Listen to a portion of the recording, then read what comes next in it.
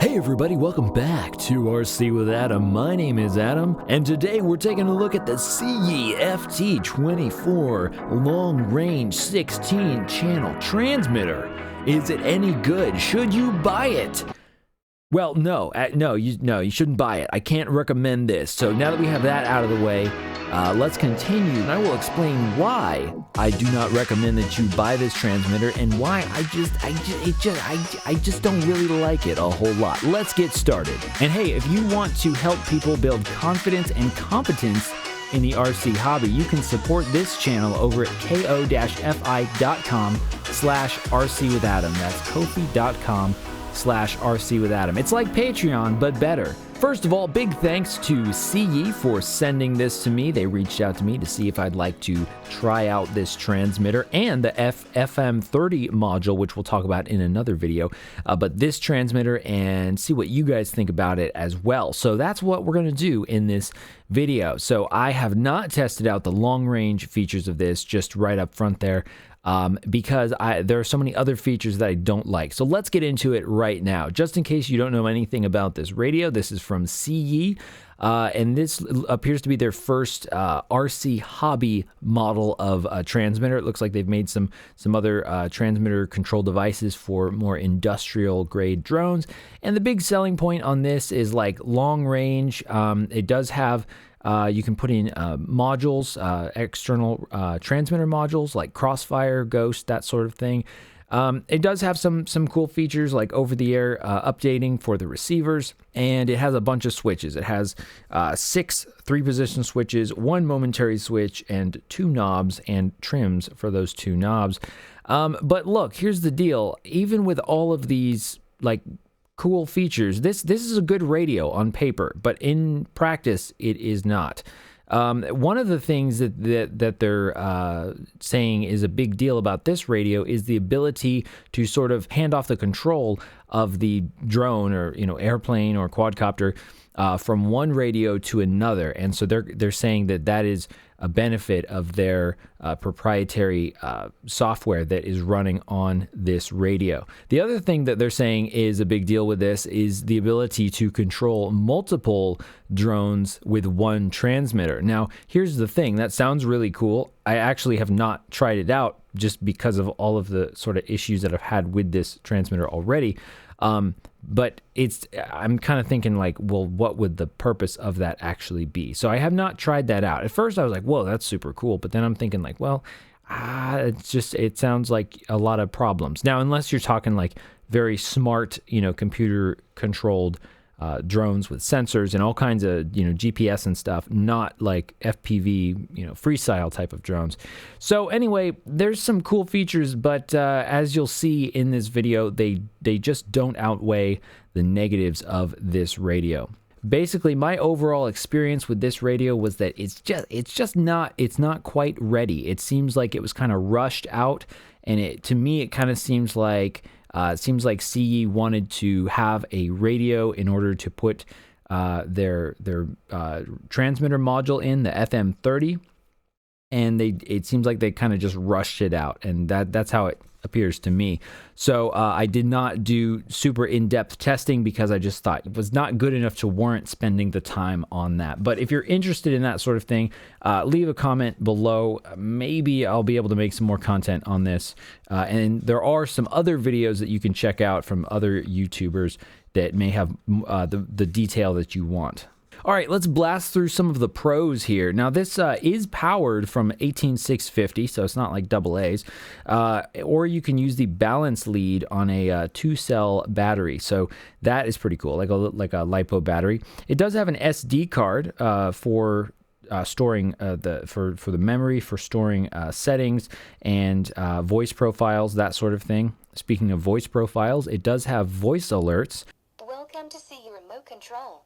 So it will talk to you, but again, I haven't really played around with that and gotten that working, aside from just the default voice alerts. It does have a nice, bright color screen. That is nice. It's not a touch screen, but it is it's a decent quality screen, kind of small. We'll talk about that in a minute.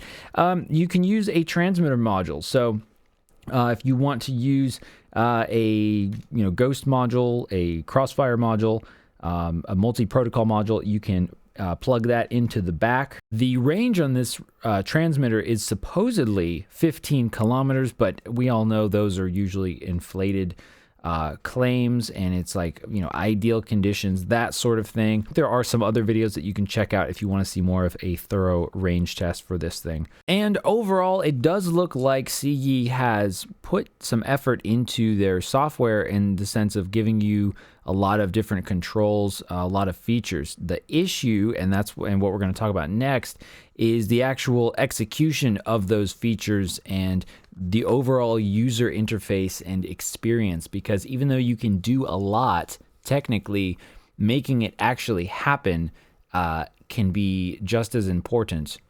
So definitely, like, that's what has me confused about this radio is like, is it for a beginner? Because it's like $100. Currently on Banggood, it's about $100.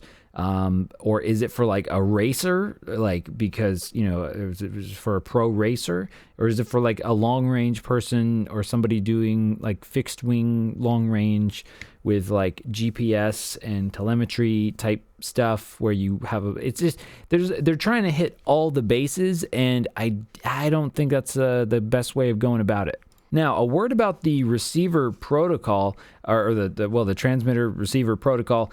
They don't actually specify what that is. So, like, FlySky uses AFHDS2A, Spectrum uses DSMX2, that sort of thing. But they don't really say what it is. I guess it's sort of like a trade secret or something like that. Yeah, but it is proprietary. All right, and now for the cons. Overall, what I dislike most about this radio is it is just so bulky. I mean, my goodness, you have to have hands the size of a giant basketball player in order to really wield this radio, because it's just really...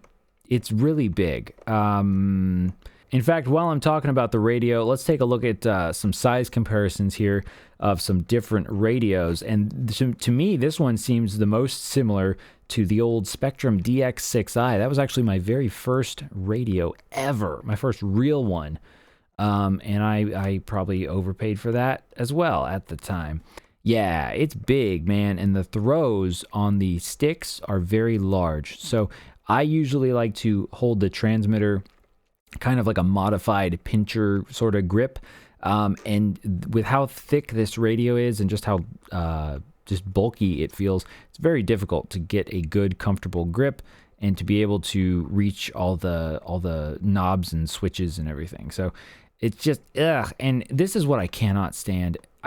Whoever the manufacturer is, just whenever there is a radio, or really almost any product, and it's just bulky, like with a bunch of dead space, like, come on, man, what are you doing? And then the other thing is, not only is it bulky, but the plastic feels rather cheap, feels, there are no rubber grips. Now, again, and this I'm not sure if they're going to improve on this, but this is the version that I got, that they sent me. So not impressed with the overall construction. The buttons feel just kind of hollow and just not very authoritative. Also, there is no scroll wheel, so that makes it very difficult to get through all of the menus. Oh, yeah, not super great. Also, the covers for the ports, like the SD port and the USB port, those are very like floppy. It's like, yeah, what's that? They don't even like stick most of the time. Yeah, so this thing, it just, ugh, and it's like, what's the deal? Is this a beginner radio, or is it supposed to be like a professional radio for racing and long range stuff? Because look, if you're doing long range stuff, or if you're doing racing or whatever, you want to have confidence in your gear. It doesn't mean it has to cost a lot of money, but it means that, it's gotta feel good, and you gotta be confident in it, and this does not inspire confidence, I will say. And then when it comes to the actual menu and going through the system setup and all that sort of thing, it's very frustrating. Something about the buttons, the way these are, I just found myself always pressing the wrong button. It was just kind of weird. I couldn't really get used to it. Also, the screen is very small, considering how much how many features you can access. So I would think of something like the Radio Master TX16S, I think it is, or the Radio King TX or TX16 something. Those two are like exactly the same almost, but they have a gigantic screen and a scroll wheel, and those use OpenTX. And that's what they should have done is like a scroll wheel. But anyway, let's continue. Also, upon receiving this, the throttle was just way too tight. Like it was super stiff. So I had to take this apart, and which wasn't, hard or anything, but I had to take it apart and then loosen the screw that adjusts the throttle tension. Just like most radio gimbals. So that was an easy fix, but I shouldn't have had to have done that straight from the factory for sure. And as of right now, Siyi has not released the manual for this radio, and since it is a proprietary firmware, it's kind of difficult to figure out how to set things up. So for that reason, I have not done much in-depth stuff with this, and I probably will not. And I could not get the RSSI working, so I really would have liked to get that working because it's not easy to do a range test or to really compare the range unless I can get the RSSI working. So I didn't like that. Speaking of the RSSI and the range, this one shipped with the large receiver, which they call the FR receiver. And realistically, like if you're going to be using a quadcopter, you're going to need the FR mini receiver, which is not super small, but it's a lot smaller than the FR receiver. So if they are going to market this for racers and I guess long-range fixed-wing pilots, which is kind of like the opposite of racers, I would like to see both receivers included, but I think you may have that option wherever you purchase this. But honestly, you probably just should not purchase this. So what should you get if you don't get this one? What would I recommend instead? Well, the Radio King TX18S is just a little bit more, and right along with that is the Radio Master TX16S, and those are like almost the same radio, like pretty darn similar. I have been trying out the Radio Master TX12, and I love that thing because it is very small. It doesn't do fly sky, which come on, Radio Master, why couldn't you have it? Anyway, but that's what I would take a look at. So one of those models for sure. If you're going to spend over $100 on a transmitter anyway, you could spend a little bit more and then get something that's like way better and has all the features and more. Aside from, I guess, perhaps the proprietary features like being able to control multiple drones at once or being able to hand off control. But I mean, how often are you going to use that? I don't know. You let me know. All right, folks, I think that's going to do it. Hopefully this gave you some more information on the Siyi FT24. I know this was not a very technical, in-depth kind of review, so sorry about that. But, the thing is if something is